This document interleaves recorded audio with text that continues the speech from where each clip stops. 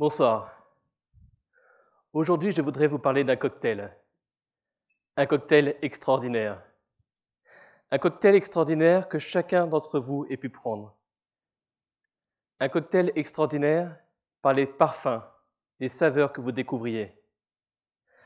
Un cocktail extraordinaire par la magie du lieu où vous le buviez. Un cocktail extraordinaire par les personnes qui vous entouraient, tout récemment rencontrées, avec lesquelles vous commenciez tout juste à tisser des liens. Ce cocktail extraordinaire vous fait peut-être voyager vers un autre pays, vers un autre continent.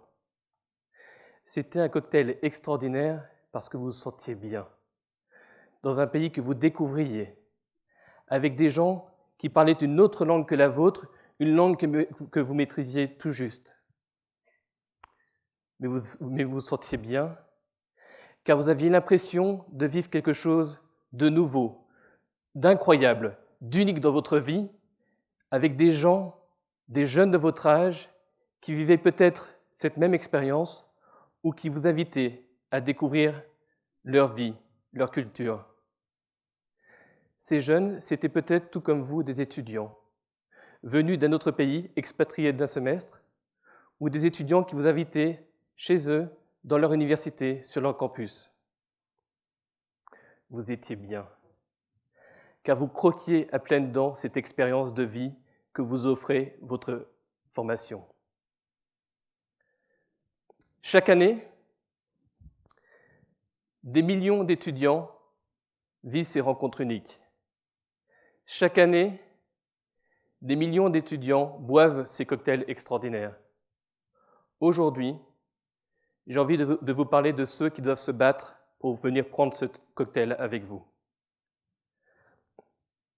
Ainsi, Pierre aura beaucoup de difficultés à venir trinquer avec vous. Les économies qu'il aura réalisées pour aller visiter le Mexique serviront finalement à financer les soins dont il a besoin au quotidien. En effet, sa caisse d'assurance ne pourra pas financer les soins dont il aura besoin dans le pays d'accueil, car il n'a pas d'accord bilatéral avec la France. De plus, les assurances privées refusent de couvrir des soins déjà prévus. Vous ne croiserez pas non plus Sarah. Sarah se faisait une joie de venir réaliser un stage en entreprise en Angleterre, et Sarah, non-voyante, en fait, elle a tout se passe bien dans l'entreprise, mais les soucis commencent quand elle veut sortir, dans la vie sociale. Elle a beaucoup de mal à trouver des associations qui lui proposent des activités accessibles. De plus, son chien guide, déstabilisé par la conduite à gauche, ne peut pas l'emmener, ou très difficilement, à circuler dans son quartier. Si vous allez vers un autre continent, vous ne croiserez pas non plus Guillaume, tout simplement parce qu'il n'aura pas pu aller aussi loin. En effet, devant récupérer ses médicaments régulièrement en France, il a dû choisir une destination dans un pays limitrophe. Certains médicaments ne peuvent pas être délivrés pour plusieurs mois.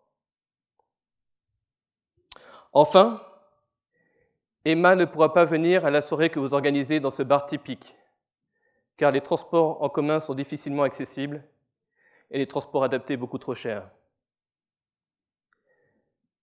Ils sont nombreux les étudiants qui, chaque année, ne peuvent pas choisir la destination de leurs rêves, ni même partir à l'étranger, pour des problèmes de surcoût excessifs, pour un problème de manque d'information, de manque de dispositifs qui permettent de maintenir la garantie des soins ou de maintenir les services d'aide à domicile quand ils partent à l'étranger.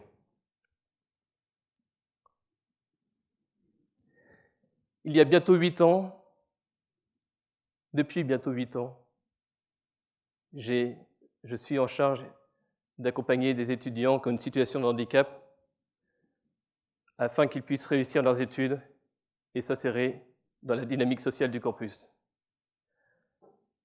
Un job passionnant, auquel je suis très attaché et qui m'invite toujours plus à m'engager pour ces étudiants afin qu'ils n'aient uniquement à penser à leurs études et non pas à la mise en place des accompagnements et des aménagements qui leur sont nécessaires.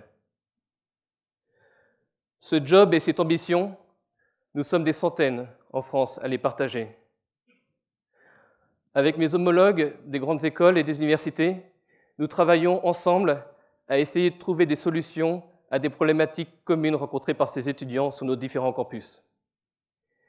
Il y a 2 ans, nous avons voulu nous attaquer à l'une des plus grandes d'entre elles, l'accès à la mobilité internationale. Alors oui, devant nous s'ouvrait un océan, une infinité de défis qui paraissaient insurmontables, mais un horizon qui était prometteur. La Convention relative aux droits des personnes handicapées de l'ONU mentionne dans ses différents articles la garantie d'accès à l'autonomie, à la mobilité, à l'éducation, à la santé et aux activités récréatives, sportives et culturelles. 3 associations ont voulu s'appuyer sur cette convention pour proposer un outil spécifique pour ces étudiants. Depuis bientôt 2 ans, elles portent un plaidoyer en faveur de la création d'un statut international d'étudiants en situation de handicap. Nous ne demandons pas de nouveaux droits pour ces étudiants. Nous demandons simplement l'application des droits qui sont mentionnés dans cette convention à leur destination. Nous demandons à chaque pays qu'il nomme dans chaque ambassade un référent handicap qui conseillera tout ressortissant sur les établissements, les structures d'aide à domicile, d'aide dans le quotidien, et qui conseille aussi sur les associations qui proposent des activités accessibles. Nous demandons à ce que soit créé un bagage supplémentaire gratuit dans les avions pour faciliter le transport des médicaments et du matériel adapté.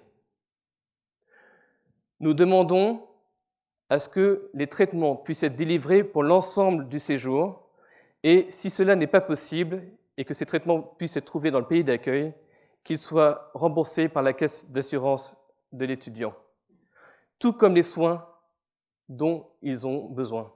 Nous voulons en effet que le statut international vaille d'accord bilatéral dans le cadre des échanges internationaux pour ces étudiants. Enfin, partout dans le monde, nous voyons des moyens de transport adaptés se développer. Il y a 2 ans, j'étais au Cambodge, j'ai même vu des tuk-tuk adaptés aux personnes en fauteuil roulant. Comment pouvons-nous accepter qu'aujourd'hui, des étudiants en situation de handicap n'aient pas un accès à moindre coût à ces transports adaptés? Tous ces droits seraient rappelés dans un document international unique administratif. Alors oui, devant nous, un océan. Mais aujourd'hui, on peut le dire, nous apercevons la Terre. En effet, la Commission nationale consultative des droits de l'homme et le Conseil national consultatif des personnes handicapées nous ont invités à nous saisir de l'occasion de l'examen périodique universel de la France qui a eu lieu en janvier 2018 afin de promouvoir ce projet. La contribution que nous avons écrite a été présentée à des parlementaires, à différents ministères et à la présidence de la République française. À un niveau international, la rapporteure spéciale pour les droits des personnes handicapées de l'ONU et le spécialiste handicap de l'Organisation internationale du travail ont également bien accueilli cette nouvelle idée.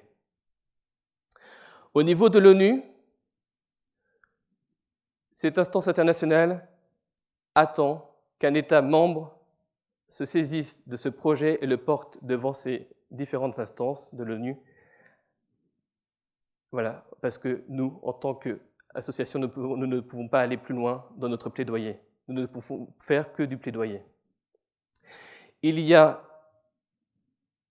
quelques mois, en octobre, lors d'un colloque international, la secrétaire d'État chargée des personnes handicapées a invité les différents pays représentés à se saisir de ce projet avec la France.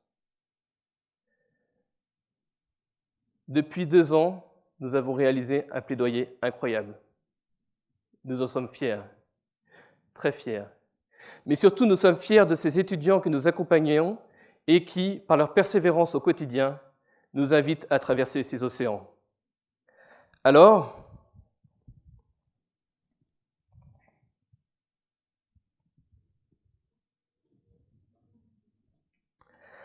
ce soir, l'espoir, l'espérance que je voulais vous partager, c'est tout simplement qu'un jour, vous veniez me raconter le souvenir d'un de ces cocktails extraordinaires que vous aurez pris avec vos amis, y compris Pierre, Sarah, Emma et Guillaume.